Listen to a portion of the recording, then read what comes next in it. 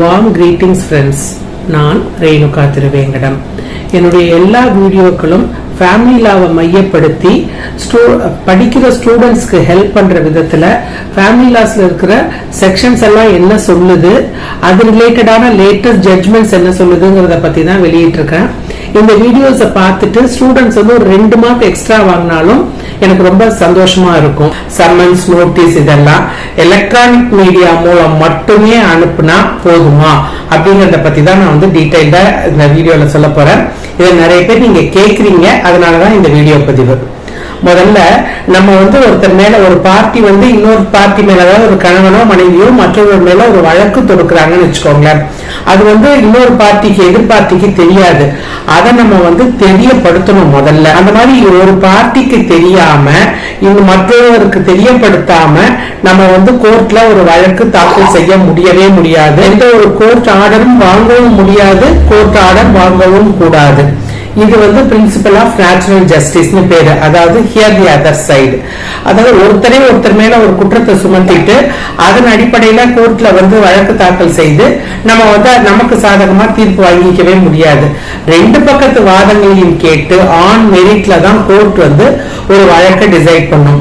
நம்ம family cases மட்டும் நம்ம பார்த்துட்டு இருக்கிறதுனால நான் ஃபேமிலி கேசஸ் வந்து உதாரணமா வச்சு உங்களுக்கு சொல்றேன். இப்போ கணவனோ மனைவியோ மற்றொரு மேல ஒரு விவாகரத்து வழக்கோ இல்ல ஒரு ஆர்சிஆர் வழக்கோ தொடுத்திருக்காருன்னு வச்சுக்கோங்களேன். அதை வந்து மற்றவர்களுக்கு தெரியப்படுத்தணும். 2 பேரும் ஒரே வீட்டுல இருந்துகிட்டும் ஒருத்தர் மேல ஒருத்தர் வழக்கு தாக்கல் செய்யலாம். இல்ல 2 பேரும் பிரிஞ்சு இருக்கும் போது கணவனோ மனைவியோ சேர்ந்து வாழணும்னு விருப்பப்பட்டாங்கன்னா ரெஸ்டிடியூஷன் ஆஃப் கான்ஜுகல் ரைட்ஸ் வழக்கு தாக்கல் செய்யலாம். இல்ல அவங்களோட சேர்ந்து வாழவே முடியாது அப்படின்னு சொன்னா, நான் ஏற்கனவே சொல்லியிருக்கேன் எந்தெந்த காரணங்கள் அடிப்படையில விவாகரத்து கொடுக்கப்படும். அந்த காரணங்கள்ல ஏதோ ஒன்றுக்கு மேற்பட்ட காரணங்கள் இருந்தா அதன் அடிப்படையில அவங்க வந்து விவாகரத்து வழக்கு தாக்கல் செய்யலாம். சரி, இந்த மாதிரி விவாகரத்து வழக்கு அடுத்தவங்க மேல தொடுத்திருக்கோம், தன் துணை மீது தொடுத்திருக்கோங்கிறத அவங்களுக்கு தெரியணும் இல்லையா? அதை எப்படி தெரியப்படுத்துறது? நம்ம வந்து வழக்கு தொடுத்த விவரத்தை கோர்ட்ல இருந்து அமீனா வந்து எடுத்துட்டு போய் கொடுப்பாரு. அந்த அமீனா எடுத்துட்டு போய் கொடுக்கறதுக்கு பேரு சம்மன்ஸ். அதுல வந்து இன்னார் உங்கள் மீது இந்த இந்து திருமண சட்டம்னா இந்து திருமண சட்டம், ஒரு உதாரணத்துக்கு தான் சொல்றது. இதுல இந்த செக்ஷன் அடிப்படையில உங்ககிட்ட இருந்து டிவோர்ஸோ ஆர்சிஆரோ இந்த வழக்கு தொடுத்திருக்காங்க. நீங்களோ இல்ல உங்களுடைய அட்வொகேட்டோ இத்தனாம் தேதி இத்தனை மணிக்கு இந்த நீதிமன்றத்துல நீங்க ஆஜராகணும் அப்படின்னு சொல்லி அதுல இருக்கும். அத அமீனா கொண்டு போய் கொடுப்பாரு. அப்படி இல்ல அப்படின்னு சொன்னா கோர்ட்ல இருந்து ரிஜிஸ்டர் போஸ்டோ அல்லது ஸ்பீட் போஸ்ட்லயோ அனுப்புவாங்க. இதுதான் இத்தனை நாளா வழக்கத்துல இருந்துட்டு இருக்கு. இப்போ எல்லாமே கம்ப்யூட்டர் யுகமா மாறிடுச்சு. இன்ஃபர்மேஷன் டெக்னாலஜி வந்து எங்கேயோ வளர்ந்து போயிடுச்சு. இப்ப வந்து எல்லாருமே எலக்ட்ரானிக் மீடியாவை அக்செப்ட் பண்ணிட்டாங்க. முன்னாடி டைரக்டா கொண்டு போய் கோர்ட்ல நம்மளுடைய வழக்கை தாக்கல் செய்யணும். இப்ப நம்ம வந்து அட்வொகேட் ஆபீஸ்ல இருந்தே நம்ம தாராளமா வழக்கை தாக்கல் செய்ய முடியும். இதுதான் இ ஃபைலிங்கிறது.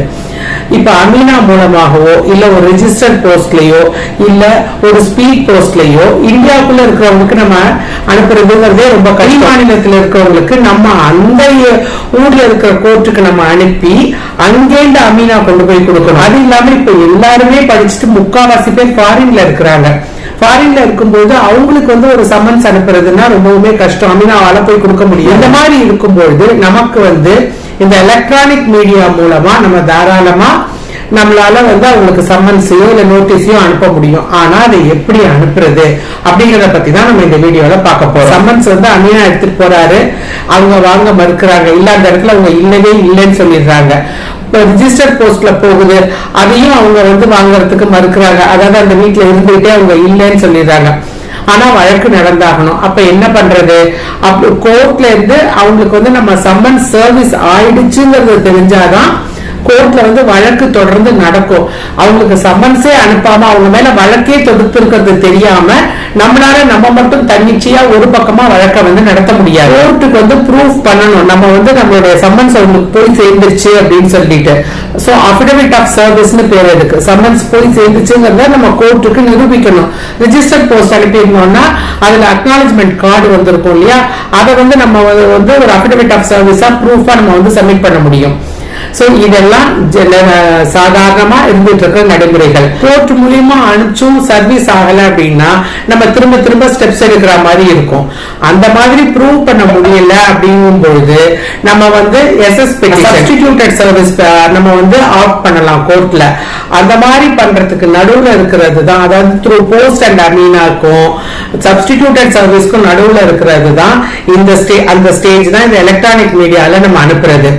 அமீனா மூலியமாவும் ஆர்பிஐடி மூலியமாவும் அனுப்பிட்டு சர்வீஸ் ஆகல அப்படின்னு சொன்னா நம்ம வந்து சம்மன்ஸ டைரக்டா வாட்ஸ்அப்லயோ இமெயிலையோ அதர் பார்ட்டியோட வாட்ஸ்அப்புக்கோ இமெயிலுக்கோ அனுப்புனா அவங்க அதை பார்ப்பாங்கிற நம்பிக்கை நமக்கு இருந்ததுன்னா நம்ம வந்து தாராளமா அனுப்பலாம். ஆனா எப்படி அனுப்புறது? எந்த ஒரு பெட்டிஷனும் தேவையில்லை. ஆனா ஜட்ஜி கிட்ட நம்ம நேரடியா ஒரு பர்மிஷன் கேட்கணும்.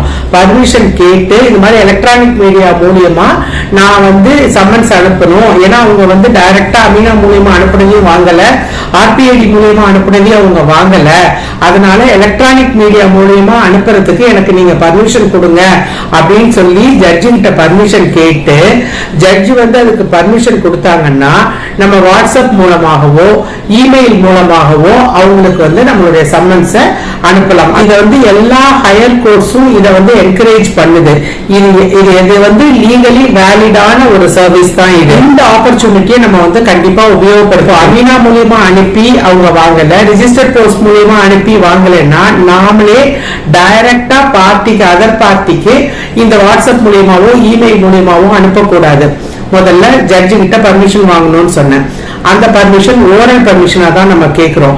ஆனா ஓரல் பர்மிஷனா வாங்குறத எப்படி வாங்கணும்னா அட்ஜுடிகேஷன்ல அது மென்ஷன் ஆகணும். கோர்ட் பர்மிஷனோட அனுப்புறது தான் வேலிட். வித்தவுட் கோர்ட் பர்மிஷன் நம்ம அதை அனுப்பணும்னா அது வேலிட் கிடையாது. சோ கோர்ட் அட்ஜுடிகேஷன்ல அது கண்டிப்பா வந்திருக்கணும். ஜட்ஜி கிட்ட வந்து நம்ம ஓரலா பர்மிஷன் கேட்டு ஜட்ஜி வந்து இந்த தேதியில அவங்களோட அட்ஜுடிகேஷன்ல எழுதுவாங்க, இந்த தேதியில நான் வந்து அவங்களுக்கு எலக்ட்ரானிக் மீடியமா மூலியமா அதாவது வாட்ஸ்அப்போ இமெயில் மூலியமாவோ இந்த சம்மன்ஸ் அனுப்புறதுக்கு பர்மிஷன் கொடுக்கறேன் அப்படின்னு சொல்லி அவங்க வந்து நம்மளுடைய கேஸ்ல அட்ஜுடிகேட் பண்ணுவாங்க. அந்த மாதிரி எழுதினதுக்கு அப்புறம் நம்ம வந்து இமெயில் மூலியமாவோ வாட்ஸ்அப் மூலியமாவோ நம்ம அனுப்பணும். அதை வந்து நம்ம அவங்களுக்கு சம்மன்ஸ் சர்வ் ஆகுதுங்கிறத வந்து அஃபிடவிட் ஆஃப் சர்வீஸ் ஒரு ப்ரூஃபா அதை தான் கொடுக்க முடியும். வித்தவுட் ஜட்ஜோடைய பர்மிஷன் நம்ம வந்து வாலண்டரியா நம்மளே அனுப்பியிருந்தோம்னா அது செல்லாது. அந்த அட்ஜுடிகேஷன்ல ஆஸ் பர் கோர்ட்ஸ் டைரக்ஷன் அப்படின்னு இருக்கும். அது ரொம்ப முக்கியம். கோர்ட்டோட டைரக்ஷனோட நம்ம வந்து வாட்ஸ்அப்லயோ இமெயிலையோ எனி அதர் எலக்ட்ரானிக் மீடியா மூலியமா நம்ம வந்து சம்மன்ஸ் அனுப்பலாம். எலக்ட்ரானிக் மீடியாவோட அட்வான்டேஜ் என்ன அப்படின்னு சொன்னா ரொம்ப ஃபாஸ்ட். ஏன்னா வாட்ஸ்அப்ல இப்ப நீங்க அனுப்பிச்சீங்கன்னா அடுத்த செகண்ட் அடுத்தவங்களுக்கு போயிடும். மெயிலும் அதே மாதிரி தான். இப்ப வந்து நம்மளுடைய ஒரு சம்மன்ஸ் இப்ப அனுப்பணும்னா அடுத்த ஃபியூ செகண்ட்ஸ்ல உங்களுக்கு போயிடும், நோட்டிபிகேஷன்லயும் வந்துடும். சோ அவங்க எல்லாம் இதுல பாப்பாங்கிறது நமக்கு நல்ல ஒரு கான்பிடென்டா நம்ம இருந்தோம். கோர்ட்ல டைரக்ஷன் வாங்கிட்டு தாராளமா நம்ம வந்து நம்மளுடைய சம்மன்ஸை இமெயில் மூலியமாவோ வாட்ஸ்அப் மூலியமாவோ அனுப்பலாம்.